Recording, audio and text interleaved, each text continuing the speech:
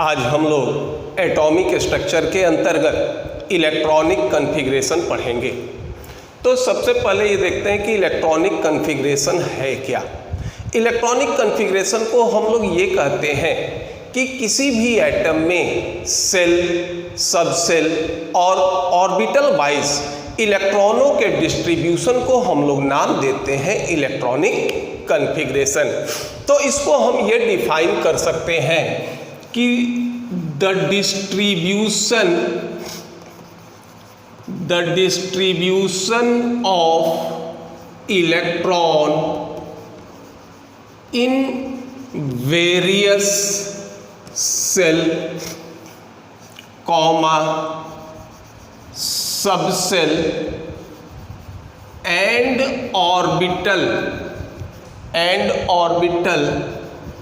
in an atom is called electronic configuration,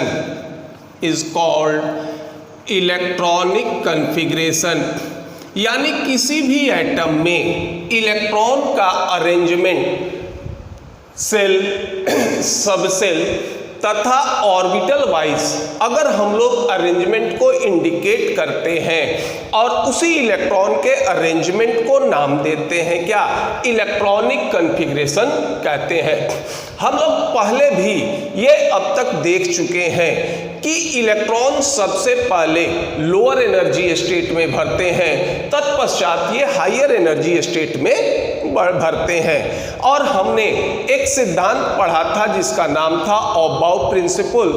ऑबाउ principal में हमको orbital का बढ़ता हुआ ऊर्जा स्तर या एनर्जी स्टेट प्राप्त हुआ था। हम किसी भी इलेक्ट्रॉनिक कॉन्फ़िगरेशन का जनरल टर्म ये होता है NLX। इस रूप में हम लोग किसी भी एटम का इलेक्ट्रॉनिक कॉन्फ़िगरेशन लिखते हैं। ये कहे थे देखो कि the distribution of electron in various shell, यहाँ N जो होगा ये इंडिकेट करता है किसको, ये होता है आपका, याद कीजिए, प्रिंसिपल क्वांटम नंबर, या यही होता है हमारा क्या, सेल कहलाता है। और इसकी संख्या होती है 1 2 3 4 so on फ्रॉम इंफिनिटी। दूसरा देखो ये हो गया स्मॉल l, ये इंडिकेट करता है किसको, एजीमुथल क्वांटम नंबर को इंडिकेट करता है, ये होता है S P D और F। और ये x जो होंगे ये इंडिकेट करते हैं किसको, नंबर ऑफ इलेक्ट्रॉन को इंडिकेट करते हैं। हमारे पास अभी देखिए कितनी जानकारी है। ये प्रिंसिपल क्वांटम नंबर या सेल की संख्या 1 से लेके इंफिनिटी होती है। दूसरा जानकारी हमारे पास ये भी है कि फर्स्ट ऑर्बिट में सिर्फ एक ऑर्बिटल होते हैं, वो होता है s। सेकंड में क्या होता है, s और p। थर्ड में क्या होता है, s p और d। और फोर्थ ऑर्बिट में क्या होता है, s p d और f। चारों ऑर्बिटल होते हैं। हमारे पास ये भी जानकारी है कि s ऑर्बिटल में अधिकतम कितने इलेक्ट्रॉन रह सकते हैं, तो s ऑर्बिटल में अधिकतम 2 इलेक्ट्रॉन रह सकते हैं, p ऑर्बिटल में अधिकतम 6 इलेक्ट्रॉन रख सकते हैं, d ऑर्बिटल में अधिकतम 10 इलेक्ट्रॉन रख सकते हैं, और f ऑर्बिटल में अधिकतम 14 या 14 इलेक्ट्रॉन रह सकते हैं। और ये जो पावर के रूप में x इंडिकेट करते थे, ये नंबर ऑफ इलेक्ट्रॉन को इंडिकेट करता है। और यही हमारा जनरल कॉन्फ़िगरेशन होगा किसी भी एटम के इलेक्ट्रॉनिक कॉन्फ़िगरेशन को लिखने का। और सेल और सबसेल, इसके एनर्जी में जो अंतर होता था ये हमको क्या बताता था, ये ऑबाउ प्रिंसिपल बतलाता था। अब देखो इस इलेक्ट्रॉनिक कॉन्फ़िगरेशन जिसको हम लोग लिखते हैं, यहाँ पर 2 चीज होता है। याद कीजिए हमने क्वांटम नंबर, याद करो हमने क्वांटम नंबर 4 पढ़ा था, और ये क्वांटम नंबर था n था, l था, m था और s था। जब हम लोग इलेक्ट्रॉनिक कॉन्फ़िगरेशन लिखते हैं तो सिर्फ प्रिंसिपल क्वांटम नंबर और एजीमुथल क्वांटम नंबर, इसी दो क्वांटम नंबर का उपयोग कर रहे हैं। मैग्नेटिक क्वांटम नंबर और स्पिन क्वांटम नंबर का हम कोई उपयोग नहीं करते। जबकि चाहे प्रिंसिपल क्वांटम नंबर हो, एजीमुथल क्वांटम नंबर हो, मैग्नेटिक क्वांटम नंबर हो या स्पिन क्वांटम नंबर हो, हर स्थिति में इलेक्ट्रॉन के एनर्जी में अंतर आता है। तो जो हम लोग इलेक्ट्रॉनिक कॉन्फ़िगरेशन लिखते हैं उसमें सिर्फ दो ही एनर्जी स्टेट का यूज करते हैं। एक होता है क्या, एनर्जी स्टेट ऑफ और ये सेल, और दूसरा होता है क्या, energy state of subshell. Energy state of shell के बारे में ये जानते हैं कि जैसे जैसे n या प्रिंसिपल क्वांटम नंबर का मान बढ़ता है एनर्जी का मान बढ़ेगा। और सबसेल के एनर्जी के लिए ये जो हमको सीक्वेंस प्राप्त होता है, ये सीक्वेंस होता है हमारा किसका, अबाउ प्रिंसिपल से हमको प्राप्त होता है। किसी भी एटम में एटॉमिक नंबर हमको इलेक्ट्रॉन की संख्या को बताता है, और इसके बाद किसी सब ऑर्बिटल में इलेक्ट्रॉन की संख्या जिसको हम x से इंडिकेट करते हैं, इसको अगर लिख देते हैं तो ये हमारा उस एलिमेंट का इलेक्ट्रॉनिक कॉन्फ़िगरेशन हो जाता है। अब हम लोग यहाँ पर एक तरफ ऑर्बिटल का बढ़ता हुआ एनर्जी स्टेट लिख लेते हैं। सबसे लोअर एनर्जी स्टेट होता है 1s, फिर होगा 2s, 2p, 3s, 3p, 4s, 3d, 4p, 5s, ये हो गया 4d, 5p, 6s, 4f, फिर ये हो गया 5d, 6p, 7s, इसके बाद हो जाएगा 5f, 6d, 7p और 8s। और इस तरह से हम लोग 20 ऑर्बिटल का उपयोग करते हैं। और इस तरह से अगर ऊपर से नीचे आओगे तो एनर्जी क्या होगा, ये डिक्रीज करेगा। 4f के बाद फिर ये सीक्वेंस यहाँ से एप्लीकेबल होगा। तो ये होता है हमारा क्या, इलेक्ट्रॉनिक कॉन्फ़िगरेशन के बारे में। अब हम लोग ये इसको देखते हैं कि किस तरह से इलेक्ट्रॉनिक कॉन्फ़िगरेशन लिखेंगे। तो पहले इसको नोट डाउन कर लीजिए। अब देखिए किस तरह से हम लोग इलेक्ट्रॉनिक कॉन्फ़िगरेशन लिखते हैं। देखो हमने पहले भी कहा था कि जब भी कोई एटम को रिप्रेजेंट करते हैं तो हम लोग इलेक्ट्रॉन की संख्या नहीं लिखते, या तो प्रोटॉन की संख्या लिखते हैं या न्यूट्रॉन की संख्या लिखते हैं। जैसे मान लो एज फॉर एग्जाम्पल सोडियम, ये लिखते हैं एटॉमिक नंबर 11। अब यह है कि इसका इलेक्ट्रॉनिक कॉन्फ़िगरेशन आप लिखिए। तो एटॉमिक नंबर 11 11 है, तो इलेक्ट्रॉन की संख्या भी 11 होगी। अब देखो तो सबसे पहले इलेक्ट्रॉन जाएगा किसमें, s में, इसमें 2 इलेक्ट्रॉन, इसमें भी 2 इलेक्ट्रॉन हो गया कितना, 4। p में रहते हैं 6 इलेक्ट्रॉन, तो 4 और 6 10, और s में क्या होगा, 1 इलेक्ट्रॉन। तो इसका कॉन्फ़िगरेशन हो जाएगा आपका 1s2, 2s2, 2p6 और 3s1।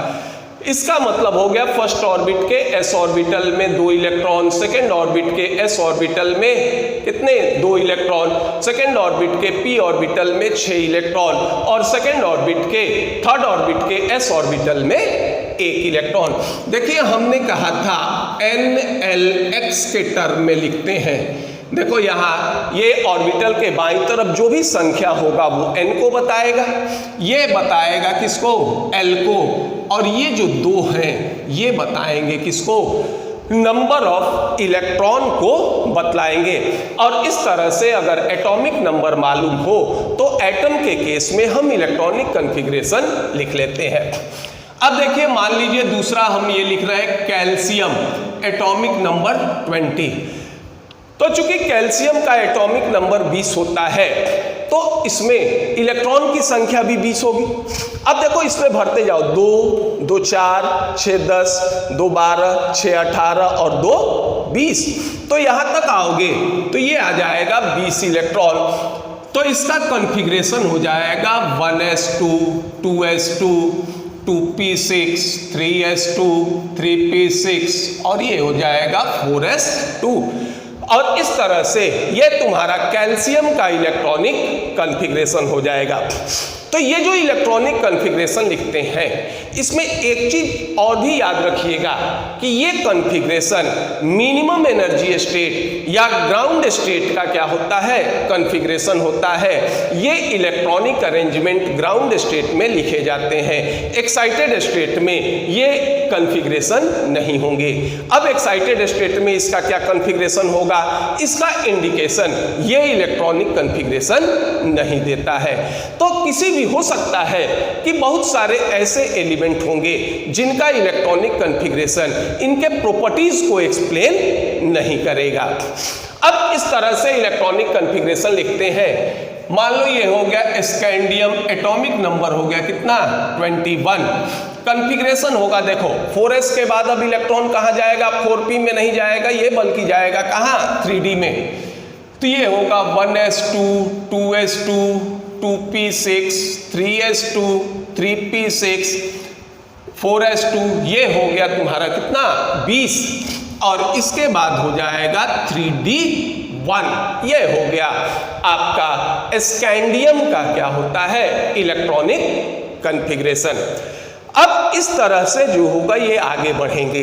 देखिए यहाँ पर कुछ अपवाद भी होते हैं, तो कुछ अपवाद का तो एक्सप्लेनेशन हो जाएगा, लेकिन कुछ अपवाद का एक्सप्लेनेशन नहीं हो सकता कि ये क्यों होते हैं, क्यों इस तरह का कंडीशन होगा। अब यहाँ पर एक टर्म ये होता है, ये भी हम लोग पढ़े हैं कि half filled orbital is more stable than half field और फुल फील्ड ऑर्बिटल कह सकते हो। हाफ फील्ड और full filled orbital is more stable then partially filled orbital. देखो इसका एक सीक्वेंस लेते हैं, जैसे मान लो p3 और दूसरा कॉन्फ़िगरेशन ले लो, ये हो गया p4। p ऑर्बिटल में याद कीजिए 6 इलेक्ट्रॉन रह सकते हैं अधिकतम, और इसका मैग्नेटिक क्वांटम नंबर का 3 वैल्यू होने के कारण हम इसको 3 भाग में इंडिकेट करते हैं। अब देखो p में 3 इलेक्ट्रॉन हुम्स रूल से क्या होगा, एक एक करके भरेंगे, और अगर 4 इलेक्ट्रॉन होगा तो 1 2 3 और 4। ये हो गया आपका क्या, हाफ फील्ड ऑर्बिटल, और इसको हम नाम देंगे क्या, ये कहोगे पार्शियली फील्ड ऑर्बिटल कहेंगे। ये हो जाएगा हाफ फील्ड ऑर्बिटल और ये होगा पार्शियली फील्ड ऑर्बिटल। तो सबसे पहले ये देखते हैं कि कौन इसमें से स्टेबल होता है। एक होता है जिसका टर्म नाम देते हैं, ये होता है एक्सचेंज पेयर। अब यह है कि एक्सचेंज पेयर क्या है। अब मान लीजिए ये इलेक्ट्रॉन यहां से इसमें जा सकते हैं, ये यहां से इसमें जा सकते हैं, ये यहां से इसमें जा सकते हैं। जैसे मान लो ये यहां जा सकता है, ये यहां जा सकता है, या ये यहां जा सकता है। ये कहलाता है हमारा क्या, एक्सचेंज पेयर। अब जितना नंबर ऑफ एक्सचेंज पेयर होगा, सिस्टम की एनर्जी उतनी ही कम होगी और स्टेबिलिटी क्या होगा, उतना ही बढ़ेगा। दूसरा देखो यहां एक इलेक्ट्रॉन हमारा क्या होता है, ये पेयर अप हो गया, तो जब ये होगा क्लॉकवाइज, ये हो जाएगा क्या, एंटी क्लॉकवाइज। तो जब इलेक्ट्रॉन का पेयरिंग होता है तो दोनों अपोजिट चार्ज, दोनों जो होंगे ये क्या है, सेम चार्ज है। तो इनको पेयर करने के लिए, चूंकि सेम आवेश के बीच रिपल्सन का फोर्स वर्क करता है, तो इसको पेयर करने के लिए कुछ एनर्जी की आवश्यकता होती है। तो ये एनर्जी क्या करेगा, सिस्टम के एनर्जी को बढ़ा देगा, और स्टेबिलिटी क्या हो जाएंगे, ये जो होंगे सिस्टम के एनर्जी को क्या कर देगा, बढ़ा देगा, और स्टेबिलिटी क्या हो जाएगा, ये कम हो जाएगा। तो देखो एक्सचेंज पेयर, इसको कैलकुलेट करने का एक सूत्र होता है। एक्सचेंज पेयर बराबर होता है CM2 प्लस ये होगा CN2, ठीक। और ये होता है Mc2, ये बराबर होगा फैक्टोरियल m, ये होता है 2 इंटू m-2 फैक्टोरियल, ठीक। और इसका होता है Nc2 बराबर होता है n factorial 2 into n-2 factorial, इसके बराबर होता है। अब यहां देखो m क्या है, m बताता है नंबर ऑफ इलेक्ट्रॉन हैविंग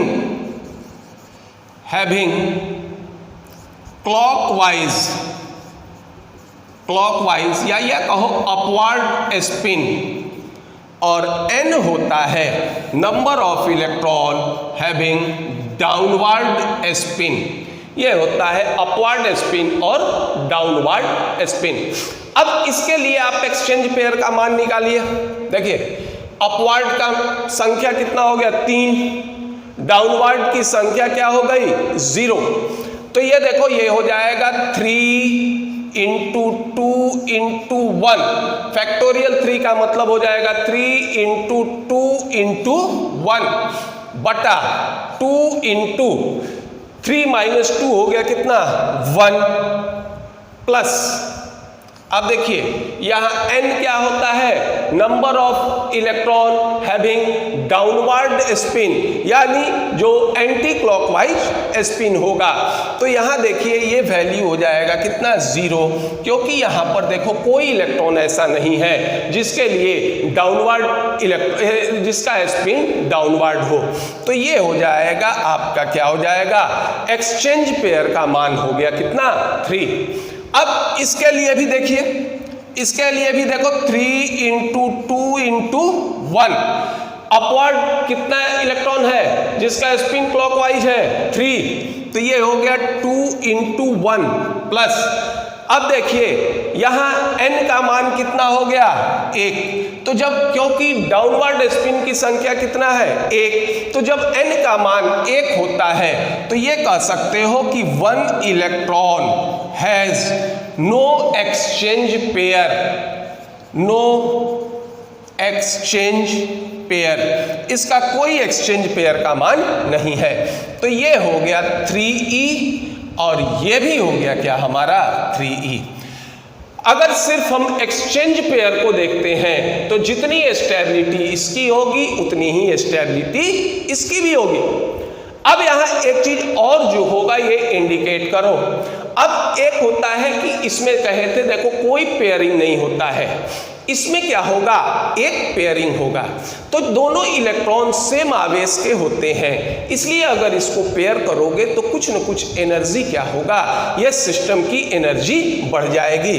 तो इसका पेयरिंग एनर्जी का मान होगा 0 और इसके पेयरिंग एनर्जी का मान हम लेते हैं कितना P, तो ये हो गया 3e प्लस 0 और ये हो जाएगा कितना, ये घट रहा है तो माइनस लेके चलो। अब यहां देखिए ये क्या हो जाएगा -3e प्लस P। अब इस सिस्टम की एनर्जी अधिक होगी, इसकी एनर्जी कम होगी, तो ये हो जाएगा आपका मोर स्टेबल और ये हो जाएंगे क्या, ये हो जाएंगे लेस स्टेबल।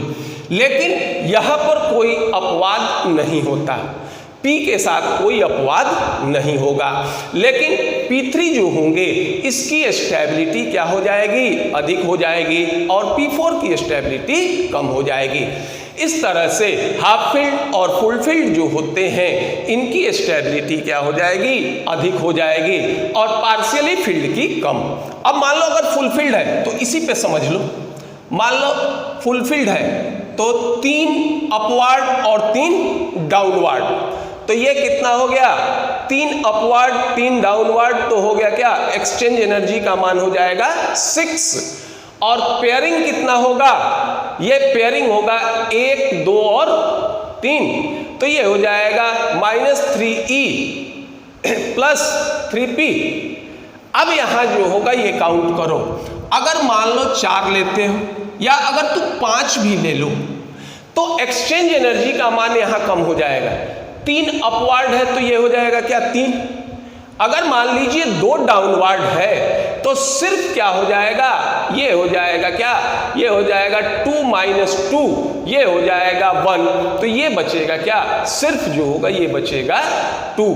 तो उस समय यहां वैल्यू क्या हो जाएंगे, ये वैल्यू अलग हो जाएंगे, तो एक्सचेंज एनर्जी का मान कम हो जाता है। इसलिए फुलफिल्ड और हाफ फिल्ड ऑर्बिटल क्या होंगे, ये अधिक स्टेबल होंगे। पहले इसको नोट डाउन कर लीजिए। इसी आधार पर देखो एक और सीक्वेंस होता है, और ये सीक्वेंस होता है, यहां पर एक्सेप्शन भी आते हैं, और इस एक्सेप्शन को अगर देखोगे तो डी ऑर्बिटल में जैसे मान लो D4 and D9 is not possible. अगर मान लो ये स्थिति होता है कि D में 4 इलेक्ट्रॉन और D में क्या होंगे 9 इलेक्ट्रॉन, ये संभव नहीं है। तो D में 4 इलेक्ट्रॉन होंगे तो देखो D के पहले S भर जाएगा, तो ये होगा 4s2 3d4। अगर ये स्थिति है, ये हो जाएंगे 4s2 3d9। मान लो हमने एक एग्जाम्पल लिया, तो ये चीज संभव नहीं है, या जनरल फॉर्म में लिखोगे तो ये होगा ns2n-1d4, ये भी हो जाएगा ns2n-1d9। ये पॉसिबल नहीं है। इसके जगह क्या होता है कि ns और n-1d ऑर्बिटल के बीच एनर्जी डिफरेंस कम होने के कारण एक इलेक्ट्रॉन क्या होगा s से d में चला जाएगा, और ये हो जाएगा आपका ns2n-1d5, और ये हो जाएगा ns1 और n-1d10। ये कॉन्फ़िगरेशन सही हो जाएंगे। यहां पर देखिए 3 कॉन्फ़िगरेशन यहां स्थिति होता है। जैसे मान लो एक होगा क्रोमियम एटॉमिक नंबर 24। अब अगर क्रोमियम को लिखते हो तो ये होता है 1s2 2s2 2p6 3s2 3p6, ये हो जाएगा 4s2 3d4। ये कॉन्फ़िगरेशन होगा किसके अनुसार, ये कॉन्फ़िगरेशन होगा ऑफबाउ प्रिंसिपल के अनुसार। लेकिन ये जानते हैं कि D में 4 और 9 इलेक्ट्रॉन नहीं होंगे, तो ये हमारा क्या हो जाएगा, ये संभव नहीं होगा। तो एक तो हो गया क्रोमियम, तो क्रोमियम 24 इसका कॉन्फ़िगरेशन हो जाएगा 1s2 2s2 2p6 3s2 3p6 4s1 और 3d5। ये कॉन्फ़िगरेशन सही होगा। फिर उसके बाद आ जाओ कॉपर एटॉमिक नंबर 29।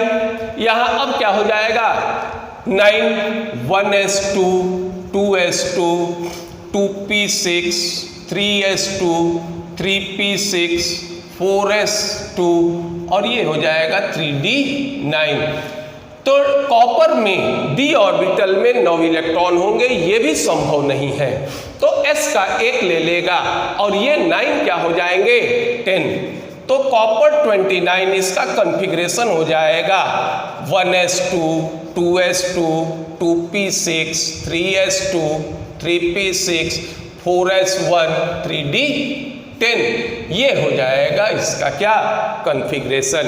तो जो चीज ये 4s और 3d के साथ हुआ, यहां हमने क्या लिखा है ns2n-1d4 और ns1n-1d5। ये नहीं होगा, इसके जगह क्या हो जाएगा ns1n-1d5 और ns1n-1d10 होंगे। तो अब ये करते हैं कि यहां पर अगर मान लो 4 और 3 के साथ है तो 5 और 4 के साथ भी हो जाएगा, 6 और 5 के साथ भी हो जाएगा। तो अब यहाँ आप नोट कर लीजिए कि कौन कौन एक्सेप्शन है और क्या उनका एटॉमिक नंबर है। देखो यहाँ पर अब देखिए हम यहाँ ये देखिए ये क्या हो गया ये इलेक्ट्रॉन हो गया 2, 2 4, 6 10, 2 12, 6 18। तो इसके जगह हम लोग सीधा जो होगा ये लिख सकते हैं आर्गन कोर हम लिख देते हैं। इसका मतलब हो गया कि हमने 18 इलेक्ट्रॉन क्या हो गया लिख दिया। ये जानते हैं कि पीरियोडिक टेबल में सिर्फ अक्रिय गैस ही ऐसे होते हैं जो किसी से रिएक्ट नहीं करते, लगभग किसी से ना तो स्वयं से ना ही किसी दूसरे से रिएक्ट करते हैं, और इनके इनर्टनेस का कारण इनका इलेक्ट्रॉनिक कॉन्फ़िगरेशन होता है। तो अगर हम इनर्ट गैस को लिखकर ये क्या करते हैं बड़े ब्रैकेट में घेर देते हैं, जैसे मान लो हमने लिखा हीलियम, इसका मतलब होता है हीलियम कोर, और हमने ये 1s2 कॉन्फ़िगरेशन लिख लिया। मान लो हमने लिखा नियॉन, ये हो गया क्या नियॉन कोर, तो ये होता है 1s2 2s2 2p6। उसी तरह से अगर हम आर्गन कोर लिखते हैं तो हमने कितना 18 इलेक्ट्रॉन लिख दिया। क्रिप्टॉन कोर लिखते हैं तो हम 36 इलेक्ट्रॉन लिख लिए। जेनॉन कोर लिखते हैं तो क्या होगा ये 54। देखो आर्गन में कितना ये हो गया 10 18 इलेक्ट्रॉन, इसका मतलब होता है क्रिप्टन अगर लिखोगे तो इसका मतलब हो गया 36 इलेक्ट्रॉन का आपने कॉन्फ़िगरेशन लिख लिया। जेनॉन कोर लिखोगे तो आपने 54 इलेक्ट्रॉन का कॉन्फ़िगरेशन लिख लिया, और ये इस तरह से आगे बढ़ेंगे। अब देखिए क्रोमियम 24 था, ये हो जाएगा कितना, देखो ये हो गया आर्गन 4s2 3d4। ये कॉन्फ़िगरेशन एक्सेप्ट नहीं था, एक्सेप्ट क्या हो गया, ये हो गया क्रोमियम 24, ये हो गया आर्गन 4s1 3d5। ठीक इसके नीचे चलो ये होगा मॉलिब्डेनम, ये होता है कितना 42, ये हो जाएगा। अब देखो आर्गन के बाद लिखते हैं क्रिप्टॉन, ये हो गया 36, 5s2 ये हो गया कितना 38, और 4d4 ये हो गया कितना 42।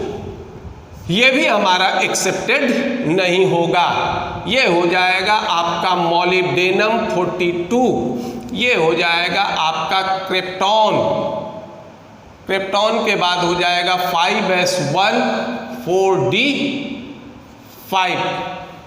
इसके बाद हो जाएगा टंगस्टन 74, ये हो जाएगा देखो जेनॉन,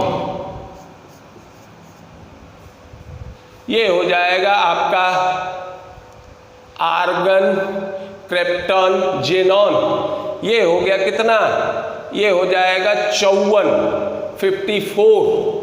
इसके बाद हो जाएगा आपका 4f14 54 68,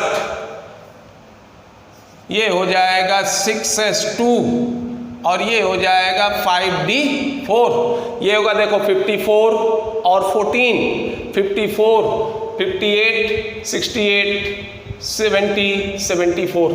तो अब देखिए ये हो गए, तो यहाँ पर यही कॉन्फ़िगरेशन क्या होता है मान्य होता है।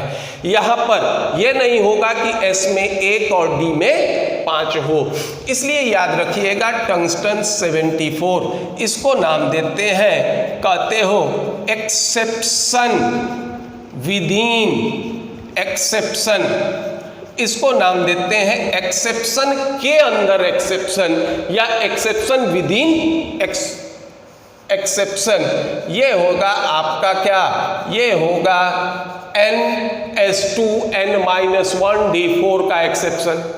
अब देखिए फिर आ गया कॉपर 29, यहाँ क्या होना था आर्गन 4s2 3d9, गलत होगा, सही क्या हो जाएगा कॉपर 29, ये हो जाएंगे आपके argon 4s1 3d10।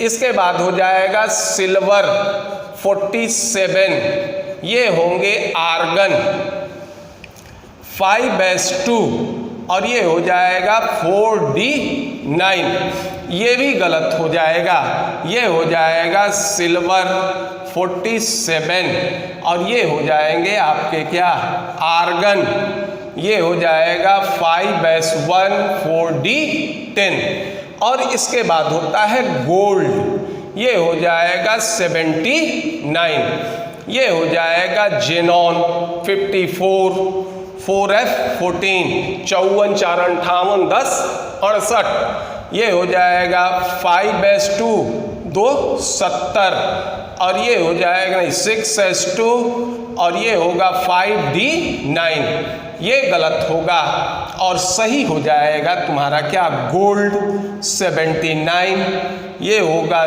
Xenon 4f14, ये होगा 6s1 और 5d10।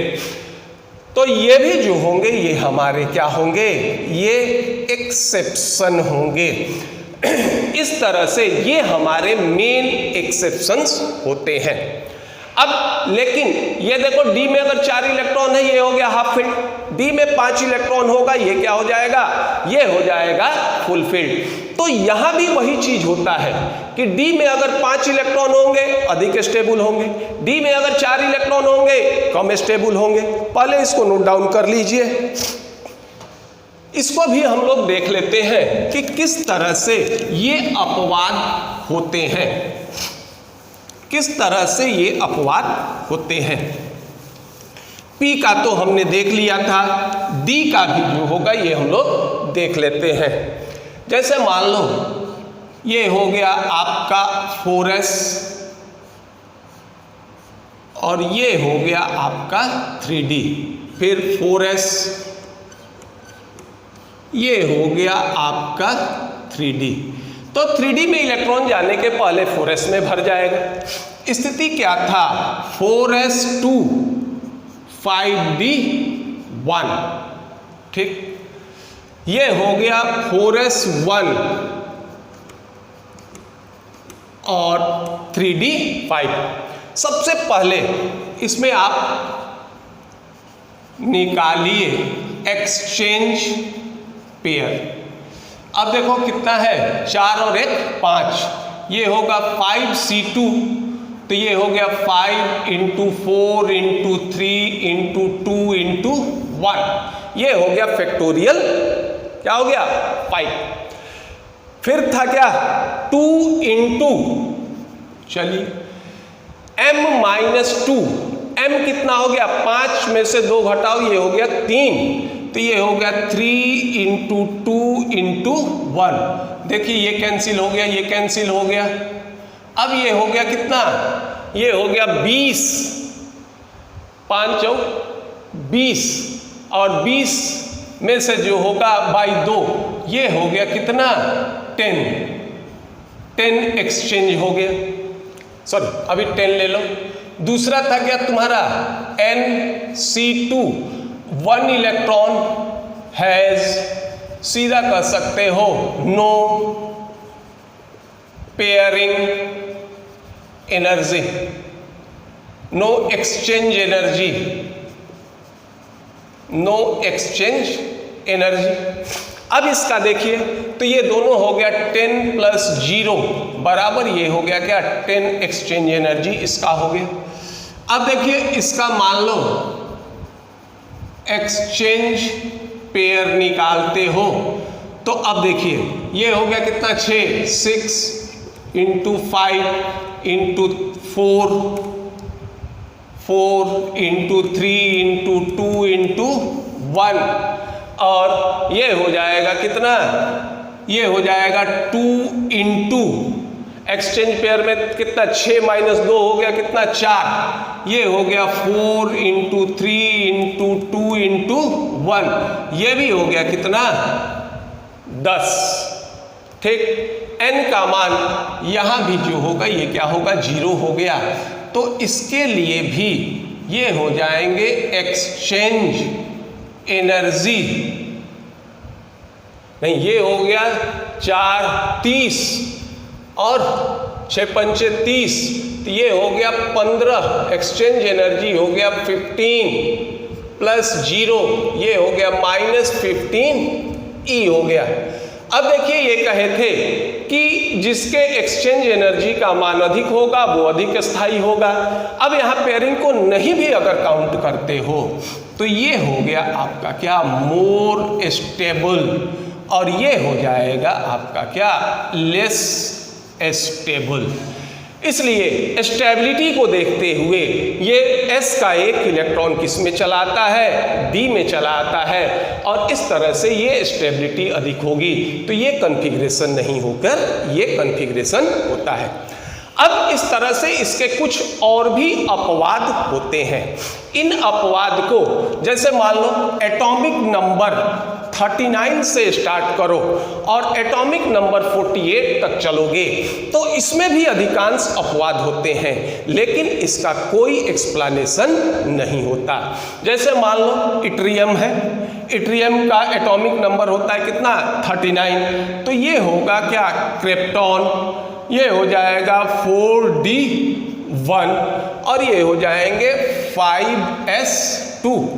तो ये ही कॉन्फ़िगरेशन क्रिप्टॉन का होगा। फिर इसके बाद होता है, क्रिप्टॉन के बाद होगा जिरकोनियम 40, ये होगा क्रिप्टॉन 4d2 और 5s2। ये कॉन्फ़िगरेशन अबाउ से भी होगा, ये कॉन्फ़िगरेशन किससे होगा, ये सही भी होगा। इसके बाद होगा नायोबियम 41, ये हो जाएगा क्रोमियम 4d3 5s2। अब देखिए ये कॉन्फ़िगरेशन इसका सही नहीं होगा, ये कॉन्फ़िगरेशन हो जाएगा, इसका सही होगा आपका Nb40, ये हो जाएगा क्रिप्टॉन 4d4 और 5s1।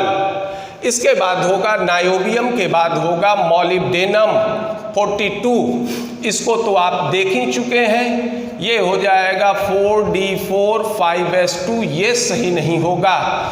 ये हो जाएंगे मॉलिब्डेनम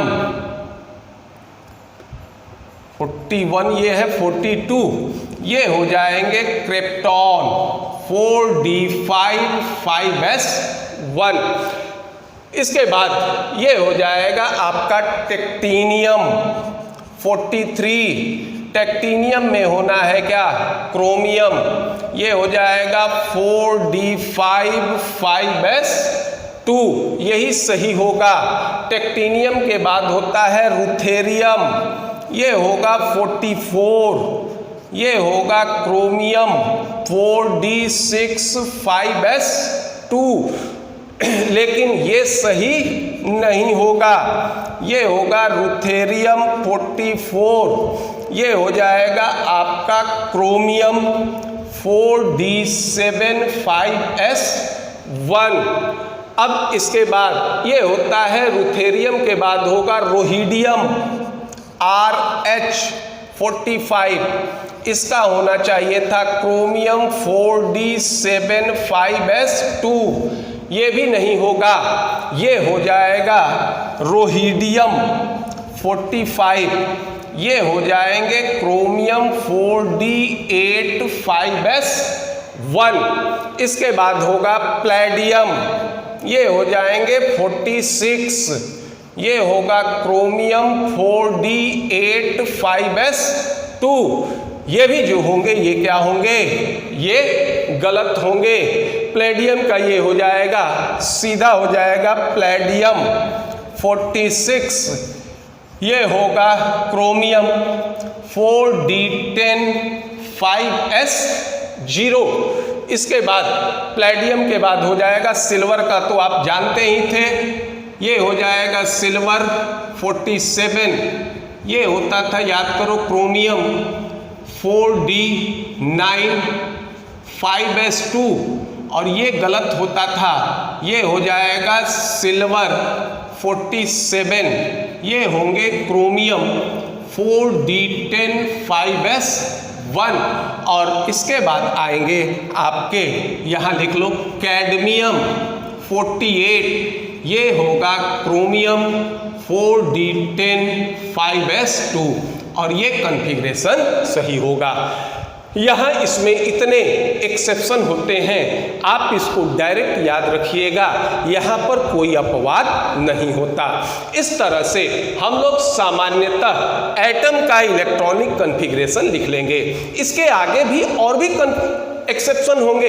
एक्सेप्शन का कारण ये होता है कि हम जो कॉन्फ़िगरेशन लिखते हैं ये ग्राउंड स्टेट में लिखते हैं और मिनिमम एनर्जी स्टेट में लिखते हैं, और किसी भी स्थिति में अगर मान लीजिए एक्साइटेड स्टेट या इलेक्ट्रॉन को एनर्जी मिल जाए तो हम ही ये कहते हैं हाइजेनबर्ग अनसर्टेनिटी प्रिंसिपल से कि फिर हम इलेक्ट्रॉन को लोकेट नहीं कर सकते। तो हायर या एक्साइटेड स्टेट में इसका कॉन्फ़िगरेशन जो होगा ये कोई सर्टेन नहीं होता, ना ही हम इसका कोई एक्सप्लेनेशन कर सकते हैं कि ऐसा क्यों होगा। किसी में यही अपवाद होंगे, किसी में यही जो होगा ये सही होंगे, क्योंकि इलेक्ट्रॉनिक कॉन्फ़िगरेशन सिर्फ इन्हीं कारकों पर निर्भर नहीं करता बल्कि बहुत सारे थर्मोडायनेमिक कारकों पर भी जो होंगे ये निर्भर करते हैं। और जैसे जैसे एटॉमिक नंबर में वृद्धि होते जाती है वैसे वैसे इलेक्ट्रॉनिक कॉन्फ़िगरेशन की सर्टेनिटी भी समाप्त होते जाती है। अब हम लोग ये देख लेते हैं कि आयन का कॉन्फ़िगरेशन किस तरह से लिखेंगे। पहले इसको नोट डाउन कर लीजिए। इस तरह से हम लोग एटम का तो कॉन्फ़िगरेशन लिख लिए, अब आयन का कॉन्फ़िगरेशन किस तरह से लिखेंगे। ये जानते हैं कि अगर कोई भी एलिमेंट इलेक्ट्रॉन का लॉस करता है तो केटायन का निर्माण करता है, और अगर इलेक्ट्रॉन का गेन करता है तो एनायन का निर्माण करता है। हमने ये पढ़ा था कि इन केस ऑफ केटायन, देखो एटॉमिक स्ट्रक्चर जिसका टॉपिक था एटॉमिक स्ट्रक्चर, ये atomic number and mass number, इसमें हम लोग ये देखे थे कि केटायन के केस में कैसे इलेक्ट्रॉन की संख्या निकालते हैं या एनायन के केस में कैसे इलेक्ट्रॉन की संख्या ज्ञात करते हैं। अगर मान लीजिए आपको इलेक्ट्रॉन की संख्या ज्ञात करने में कोई परेशानी हो तो आप पिछला वीडियो देखकर उसे अच्छी तरह से समझ सकते हैं। केटायन के केस में ये था, देखो नंबर ऑफ इलेक्ट्रॉन ये बराबर होता है किसके, एटॉमिक नंबर, इसमें से घटा दो किसको, number of positive charge on cation, और नंबर ऑफ इलेक्ट्रॉन मिल जाएंगे। तो सामान्यतः जब अंतिम इलेक्ट्रॉन s या p ऑर्बिटल में यह भरेगा तो जनरल नियम के तहत हम इसका क्या करेंगे, कॉन्फ़िगरेशन लिख देंगे। जैसे मान लो एज फॉर एग्जांपल सोडियम 11+, देखिए एटॉमिक नंबर हो गया कितना 11, चार्ज हो गया कितना 1 इकाई, तो 11 में से 1 घटाओ ये हो गया कितना 10, तो इसमें इलेक्ट्रॉन की संख्या हो गई कितनी 10, तो 1s2 2s2 2p6, ये हो गया Na+ का कॉन्फ़िगरेशन। अब मान लीजिए ये लिखते हो Ca2+20, तो 20 हो गया कितना, एटॉमिक नंबर 20, 2 चार्ज है तो 20 में से 2 घटाओ हो गया कितना 18 इलेक्ट्रॉन को भर दो। ये होता है 1s2 2s2 2p6 3s2 3p6, ये हो गया Ca2+ का कॉन्फ़िगरेशन। देखो यहां दिक्कत कब आएगा, दिक्कत तब आता है कि if last electron filled in n-1d orbital, n-1d orbital, then electron lost to form cation from ns orbital, यानी अगर अंतिम इलेक्ट्रॉन n-1d ऑर्बिटल में भरेगा तो केटायन के फॉर्मेशन के लिए इलेक्ट्रॉन ns ऑर्बिटल से निकलेगा।